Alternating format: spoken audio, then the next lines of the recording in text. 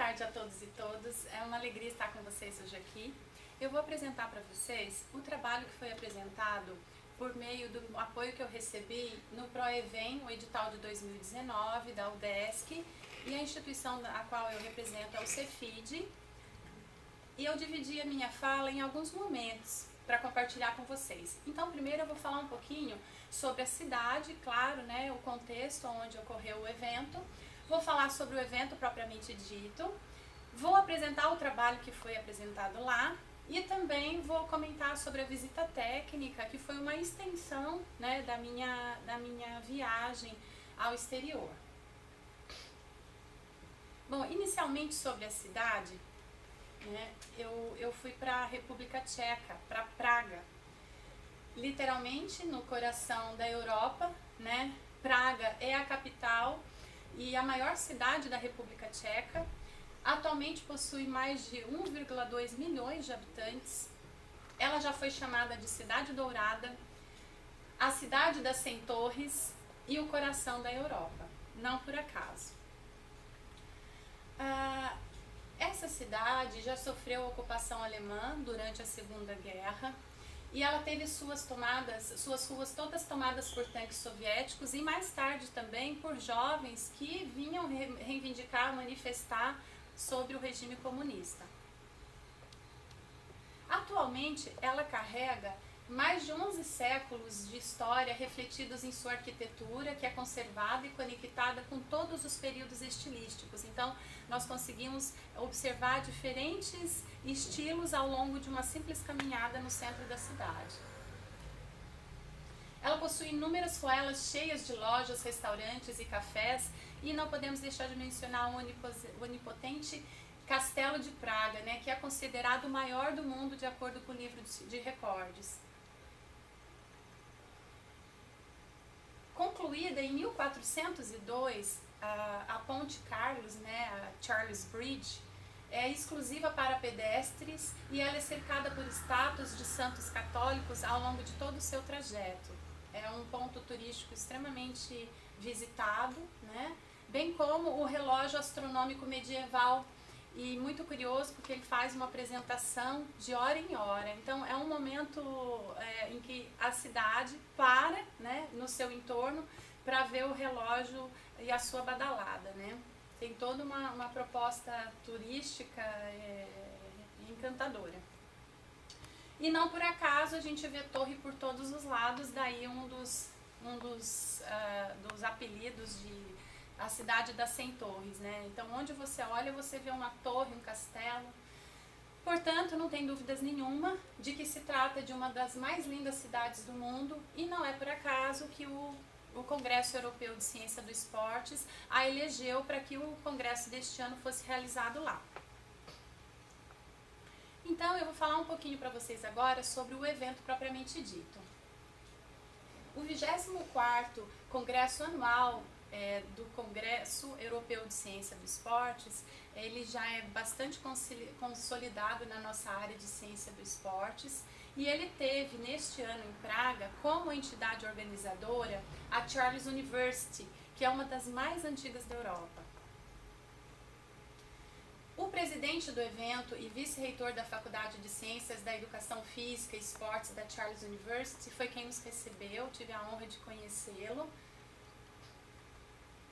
E aqui nesse evento, nós tivemos contato com renomados especialistas na área esportiva, mas também representantes do meio acadêmico, entidades de pesquisa, indústrias farmacêuticas, biomédicas e também autoridades presentes. Nós tivemos acesso a várias conferências em momentos concomitantes, nós tivemos acesso, né, a conversas e a diálogos com diferentes cientistas das ciências do esporte do mundo, com representantes de mais de 80 países que estiveram presentes este ano. Havia uma variedade de tópicos relacionados ao esporte, dentre eles o grupo temático em que eu apresentei o meu trabalho é um grupo que está em ascensão, que se remete à sociologia do esporte. Então, fazendo uma reflexão de outros anos que eu já participei desse evento, como cresceu esse grupo temático, né? E Uma outra modalidade de apresentação de trabalhos são os pôsteres debatidos, em que este ano eles tiveram uma novidade, em que cada trabalho apresentado, o apresentador recebia um fone e todos os que estavam ouvindo, então milhares de trabalhos eram apresentados concomitantemente sem um interferir no outro. Então foi uma estratégia extremamente positiva para a apresentação desses tipos de trabalhos. Houve uma troca significativa de conhecimentos e informações essenciais num ambiente social e profissional extremamente estimulante. Também é interessante falar de uma iniciativa de pôsteres não debatidos que existe nesse evento. Aqui não há uma troca entre quem assiste e quem apresenta. No entanto, os trabalhos ficam dispostos em televisões que ficam disponíveis em locais bem estratégicos do evento, tais quais o hall onde acontece a alimentação, em que as pessoas necessariamente vão passar por ali. Então também é uma estratégia interessante para aqueles trabalhos que optaram por não ser apresentados oralmente. E também tivemos acesso a inúmeras palestras em salas menores que os auditórios de conferências. E gostaria de fazer comentários sobre duas questões muito pertinentes que inclusive aqui no Brasil nós poderíamos utilizar como exemplos para alguns dos nossos eventos, né? Tivemos a gratuidade do transporte público nos dias da ocorrência do evento, né? Então todos os congressistas ganharam um cartão que nos dava acesso a todos os meios de transporte, metrô, ônibus, trem, período integral. Isso foi muito interessante. Algumas ações ecologicamente corretas e solidárias também valem a pena ser comentadas. Então os crachás, eles colocaram postos para recolher aqueles que não fossem ser utilizados pelos congressistas e também algumas campanhas de doação para entidades que necessitam. E não posso deixar de comentar ainda da magnitude desse evento, que inclusive já está na 5ª edição, uma corrida que acontece em um dos dias do evento, em que os participantes que gostam de correr podem se inscrever e participar. É uma homenagem a um grande estudioso da nossa área de ciência do esporte e tem sido frequente desde que ela foi lançada. E também não posso deixar de comentar o investimento que foi feito para os congressistas com uma festa de encerramento que aconteceu nada mais, nada menos que um castelo. Então foi incrível ter uma festa de encerramento, vendo os nossos ícones, nossos estudiosos importantes do mundo todo se confraternizarem num lindo castelo. E também, para encerrar essa parte, né, sobre esses detalhes interessantes do evento, eu não posso deixar de comentar que a banda que tocou nesse evento era uma banda constituída só por mulheres.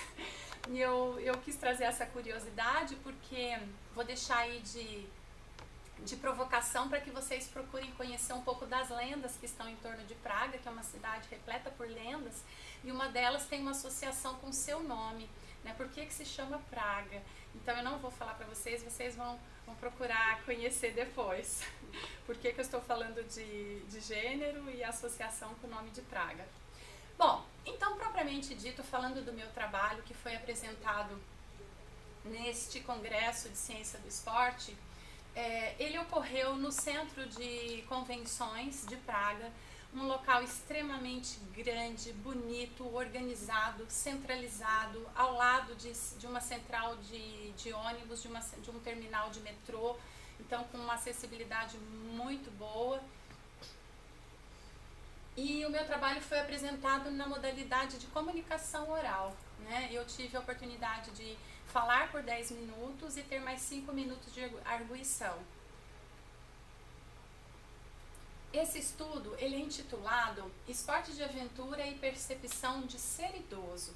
Esse trabalho é uma parceria entre os programas de pós-graduação daqui do Cefid, do Programa de Ciência do Movimento Humano, em parceria com o Programa de Educação Física do Centro de Desportos da UFSC. E eles tiveram origem por meio da participação, né, em uma aluna de mestrado, que é a Adriana Viscardi, em parceria com uma acadêmica daqui da nossa graduação, a Isabela Vieira. E ele faz parte, portanto, de uma pesquisa mais ampla de parceria entre esses programas, e eu vou falar um pouquinho sobre ele. Nós recebemos nessa pesquisa suporte financeiro da CAPES,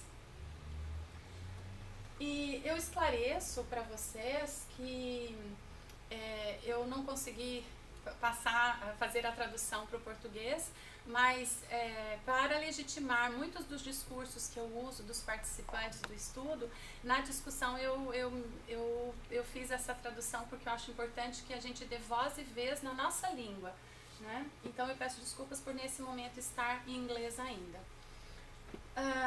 Bom, de acordo com o momento atual em nível mundial que vivemos, o aumento da população idosa já justifica esse interesse por tentarmos entender, né, essa busca por uma melhor qualidade de vida dessa população, né? Então estamos nos tornando uma população idosa, então por si só isso já justifica que nós a conheçamos um pouco melhor e como que podemos refletir sobre sua qualidade de vida, sobre seus hábitos esportivos, sobre suas preferências. Então, defendendo a importância das relações interpessoais, né, existentes entre as pessoas e quanto que a atividade física pode promovê-las, bem como quanto que a relação que se estabelece com os seres humanos quando procuram por atividades na natureza, acreditamos que as atividades esportivas que realizam junto ao ambiente natural são focos extremamente interessantes de pesquisa, de intervenção, de questionamentos. E foi durante a pesquisa propriamente dita, essa maior que contempla um estudo de mestrado, que ao investigarmos os idosos participantes, ao utilizarmos esse próprio termo idoso, nós percebemos que muitos deles não se sentiam confortáveis com essa nomenclatura. Então foi a partir dessa curiosidade de por que eles não se sentem confortáveis que nós incluímos um objetivo, né, que não faz parte necessariamente da pesquisa, mas que transbordou a pesquisa, no sentido de investigar a percepção do termo idoso entre, né, os praticantes de esporte de aventura que têm 60 anos ou mais. Para atingir esse objetivo, nós utilizamos, né, alguns recursos metodológicos com vistas a atender uma pesquisa que é de campo, de corte transversal, ela é descritiva, exploratória, ela segue uma abordagem qualitativa dos dados e, para tanto, nós conseguimos investigar 22 praticantes de atividades de aventura com 60 anos ou mais de idade. Esses praticantes, eles foram acessados por meio de profissionais de educação física, por meio de companhias especializadas da aventura, tais como os de kitesurfing, de canoa havaiana, de windsurf, alguns clubes e também por indicações dos próprios participantes da pesquisa. Os instrumentos incluíram entrevistas semi-estruturadas e também observações simples. Dos 22 participantes investigados, 19 foram observados durante as suas práticas, que envolvem as mais variadas possíveis: corrida, escalada, surf, caiaque, montanhismo, entre várias outras que eles praticavam. É importante destacar que todas as entrevistas elas foram conduzidas individualmente, elas foram registradas digitalmente e elas também foram transcritas na íntegra pelos pesquisadores desse estudo. Os dados foram organizados usando o programa, um software de análise qualitativa, que é da versão 11, e foram analisados usando alguns elementos da análise de conteúdo. As observações, elas foram registradas em um diário de campo, que também foi muito importante para nós em nossas atividades. O que é importante dizer? Que esse estudo ele foi aprovado pelo Comitê de Ética, né, que trabalha com seres humanos, de pesquisa com seres humanos. Para preservar a identidade dos participantes, os próprios participantes sugeriram nomes fictícios que eles fossem representados na própria pesquisa, né, que era uma forma de respeitar o anonimato deles. E todos os participantes também autorizaram o uso das imagens e das fotos deles registradas. E aqui essas fotos são todas autorizadas por eles e são deles mesmos. Então eu passo a comentar sobre alguns resultados desse estudo para vocês. O desconforto, né, em ser tratado como idoso foi relatado ou demonstrado por 50% dos entrevistados, enquanto os outros não se sentiram constrangidos com essa designação. Lily Curley, né, de 60 anos, vai dizer para nós o seguinte, que alguns idosos se sentem limitados, quase morrendo às vezes. Não é o que eu sinto, eu me sinto totalmente vivo. Então ele protesta pra gente. Marcos Vinícius, com 67 anos, vai dizer que ele sente pelo que as pessoas que o julgam ao verem, não pelo que ele é de verdade. Portanto, embora tenham opiniões diferentes com relação a como gostam de serem tratados, muitos relataram que o termo idoso remete a uma imagem preconceituosa de incapacidade. Todos relataram se sentirem dispostos, ativos e cheios de vida, fato que foi verificado nas observações realizadas ao longo do estudo. Alguns salientam que essa imagem não condiz com a realidade atual. No Natak, por exemplo, de 62 anos, vai dizer que tem uma história, uma cultura de que quando as pessoas passam de uma certa idade, espera-se que elas ajam de acordo com o que as pessoas acham que ela deve se portar nessa idade. E ele fala que não tem nada a ver, né? Que não tem nada a ver uma coisa com a outra, que isso se mistura. Justamente porque, por exemplo, ele conheceu pessoas com 80 anos que subiam montanhas muito melhor do que ele. Então, por esse motivo, alguns acabam entrando em um conflito consigo mesmo, pois não se percebem dentro desse papel que é esperado. Júlia, de 65 anos, vai comentar um pouco sobre isso. Eu não me sinto idosa. Às vezes eu fico em conflito comigo mesma. Eu sei que eu sou idosa, mas não quero admitir. Porque, na verdade, eu não me sinto idosa. O corpo dá sinais de envelhecimento, mas eu não quero envelhecer. Outros conseguem lidar bem com isso e não se preocupam com os pensamentos e opiniões alheias, se concentrando em suas potencialidades e também em suas capacidades físicas. Henrique nos questionou, mas qual que é o problema? Né? Não existe problema em ser velho, existe preconceito que os outros acabam impondo. Eu não tenho problema com a minha idade, mas os outros, ao me olharem, pensam que eu sou velho. Eu dou risada deles. Então, muitos participantes até relataram que são bem aceitos, respeitados e confortáveis nesse ambiente no qual a juventude prevalece.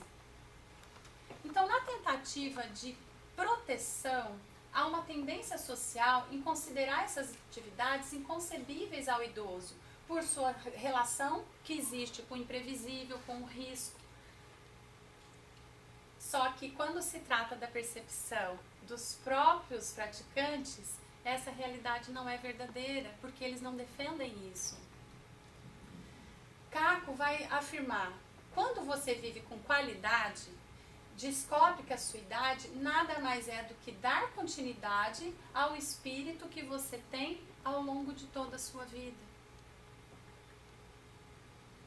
Cocoroca, que foi o investigado com mais experiência do estudo, afirma, eu adoro competir, eu conheço muitos países competindo, vou remando e conhecendo o mundo, eu ganho em quase todas as competições, é um estímulo para me manter treinando mais e mais. Nesse sentido, algumas considerações podem ser apontadas. A identificação do grupo, a sensação de pertencimento, a percepção do seu próprio potencial e a melhora da aptidão por meio dessas atividades de aventura interferem nessa percepção de se sentir ou não idoso. Alguns participantes desse estudo são verdadeiras resistências nesse mundo que se mostra excludente. Os verdadeiros aventureiros se posicionam, na verdade, contra essa cultura dominante e vão criando seus próprios estilos e seus próprios modos de vida, ressignificando essa concepção do ser ou não idoso. Então, enquanto nós valorizamos a juventude, a boa aparência, a beleza, a estética, a não aceitação do envelhecimento e até mesmo a criação de meios para não parecermos mais velhos, os idosos investigados parecem demonstrar outras possibilidades. Em outras palavras, mais e mais as pessoas acabam vivendo mais, inclusive com o pleonasmo, né, com a exacerbação dessa expressão. Mas agora, se esse é o nosso futuro, talvez o nosso próprio presente, por que nós queremos negá-lo? Por que queremos categorizá-lo, criar limites para o que somos ou podemos ser em termos de números ou em termos de aparências? Dessa forma, acreditamos que é preciso mudar a concepção de envelhecimento, que envolve aspectos históricos, socioculturais e também econômicos, permitindo que todas as pessoas usufruam suas potencialidades e suas possibilidades ao atingir a sua velhice. As referências que eu utilizei para essa apresentação foram estas.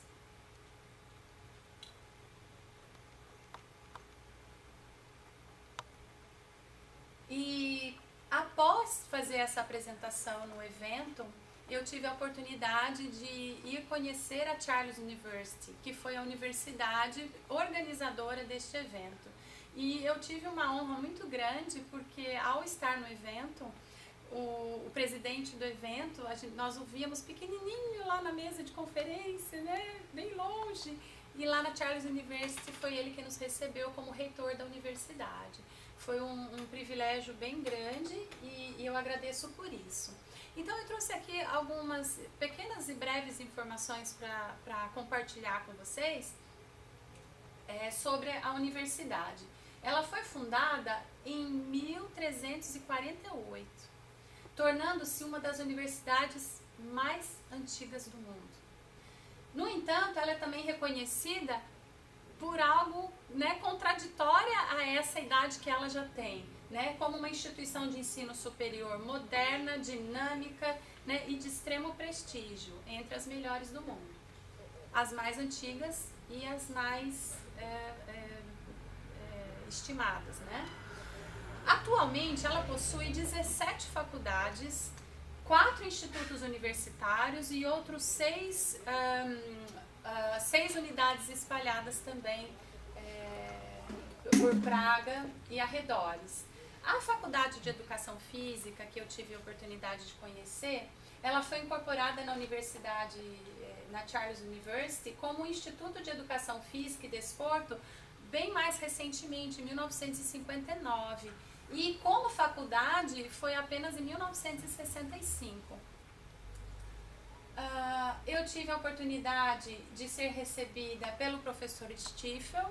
Ele atualmente é coordenador, trabalha junto, né, com outros professores num centro de especialização em longevidade e cuidados de longo prazo. Esse centro é reconhecido atualmente pelos estudos com Alzheimer, né? Então foi bastante providencial o tema do meu trabalho com os trabalhos que o professor Stiefel tem realizado. Então eu também sou muito grata por quão bem ele nos recebeu na sua faculdade. Eu trouxe algumas poucas imagens para vocês verem, né? Do contexto da pista de atletismo. Tem todo um entorno, todo o seu entorno tem um parque natural, há um lago enorme, então também é possível de ser explorado o seu entorno. Trouxe uma foto também de uma das quadras internas, praticamente a estrutura interna da universidade está sendo reformada, né?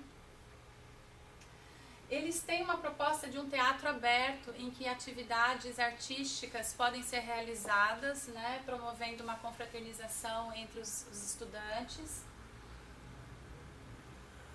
Trouxe também uma foto representativa de alguns dos laboratórios em que há muitas parcerias, principalmente com equipes esportivas, dentre as quais a de futebol de lá. Inclusive no dia que nós fizemos a visita, a equipe estava lá fazendo testes.